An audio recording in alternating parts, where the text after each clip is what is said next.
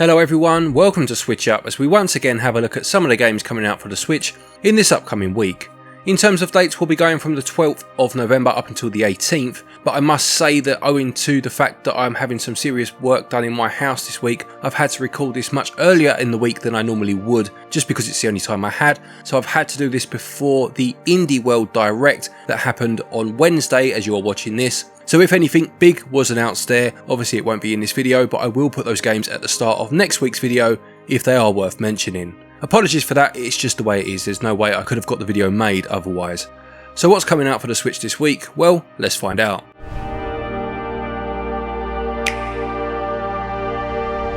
Let's start with a few games that are already out, and the first I must say I didn't even see release at all, and that's Doraemon's Story of Seasons, Friends of the Great Kingdom.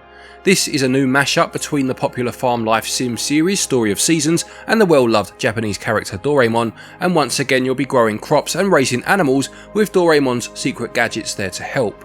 You can farm with a friend in 2-player local co-op, and there is a demo available if you want to try before you buy. We do have a code for this I must say, so if you want to see a review for it do let us know in the comments. I can't promise it will be anytime soon as we are beginning to prep for our 12 Days of SwitchUp Christmas series, but I will happily chip away at the game for a review in the near future if there is some demand. Also already out is Orbital Bullet, which describes itself as a fast-paced 360 degrees action platformer with roguelite elements. The action takes place in a circular pattern and you'll fight your way through a variety of procedural planets using body modifications, crafting and upgrades to keep progressing. Each death will earn you nanobots to allow you to receive permanent upgrades, but there is also what's called a streak system for the masochists out there, which makes the game considerably more difficult. It costs £17.99, but you can get 25% off of this price up until the 22nd of November. And the last game for those already out, one I'm disappointed in myself for missing out of last week's video, it's Atari 50, the anniversary celebration. This brings together over 100 games from a host of Atari consoles from the last 50 years, with the 2600, the 5200, the 7800, the Atari Lynx and the Atari Jaguar.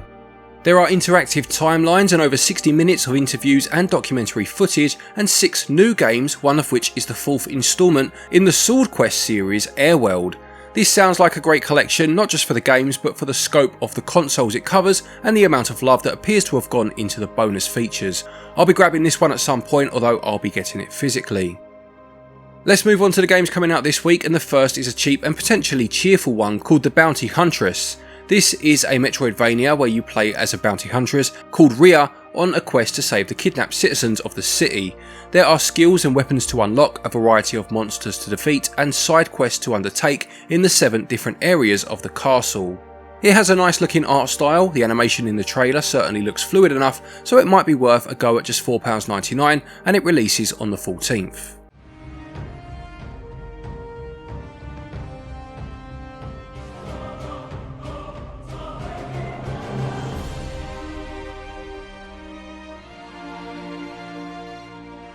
Next is Smurfs Kart, which is out on the 15th, and as the title implies, is a kart racer based on the characters from the Smurfs series. There are 12 tracks taken from the Smurfs universe, including the village, the forest, the dam, the swamp, and Gargamel's house.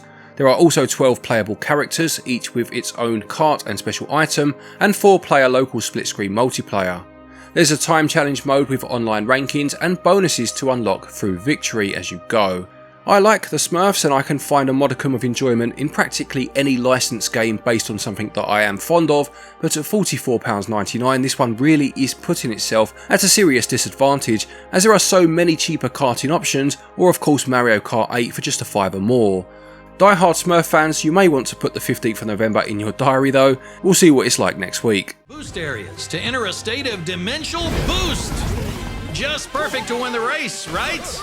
Last but not least, our final advice is coming directly from Handy Smurf, who does not hesitate in using his items on track. Then we have Cardfight Vanguard Dear Days. The blurb says this is the ultimate Vanguard experience, which includes an original story mode, over 1000 cards for the standard format, and animations exclusive to the game.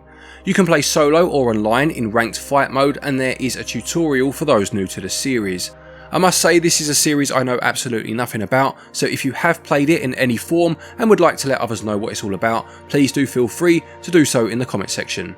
It's selling for a pretty hefty £53.09, or your regional equivalent of course, and it releases on the 16th. 収集デッキ編成を繰り返して自分だけのデッキを作ろう。最新カードとルールで白熱のファイトを楽しもう。充実のチュートリアルでルールを知らなくても安心。もちろんオンライン対戦機能も。 Following on from that is Extinction Eclipse. This space action strategy adventure sees you exploring space, conquering asteroid fields to mine and extract resources, and building a fleet of spaceships to allow you to destroy your enemies. There is a story mode divided into campaigns and a skirmish mode which allows you to configure the map size, the initial fleet you have, upgrades, and the ultimate goal. You start with only a couple of minor ships and a probe, and your fleet will grow as you mine for precious metals and water. It sounds very interesting. I'm not a fan of the art style though, I must say, but I expected this to be some sort of shoot 'em up, so the premise does actually intrigue me quite a bit. It's out on the 17th and it will cost £13.49 or your regional equivalent.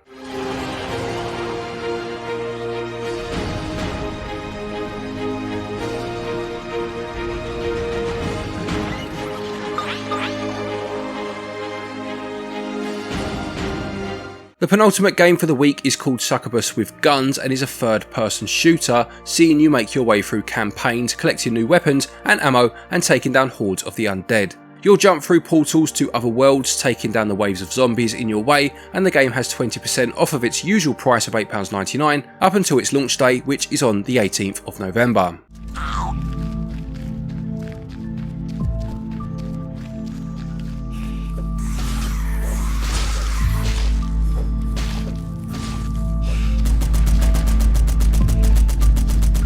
And finally for the week, the biggest releases and ones I'm sure many people are anticipating, they are of course Pokemon Scarlet and Pokemon Violet. The newest entries in the Pokemon series return to a more traditional gym-based system after the tweaked format of Pokemon Legends Arceus, but it does appear as if this generation will continue to adopt the more open world of the aforementioned Arceus game. They are set in the region of Paldea, seemingly based off of the Iberian Peninsula, and as well as 3 new starters and 2 new legendary Pokemon, there is also the mechanic of being able to ride particular Pokemon to get around and 3 different story paths to tackle as you see fit. Do let us know if you are excited for these and which of the 3 starters you'll be picking for your first playthrough. I generally go with grass types, so chances are that'll be my pick once again. Anyway, these are out on the 18th and they will cost £49.99 or your regional equivalent.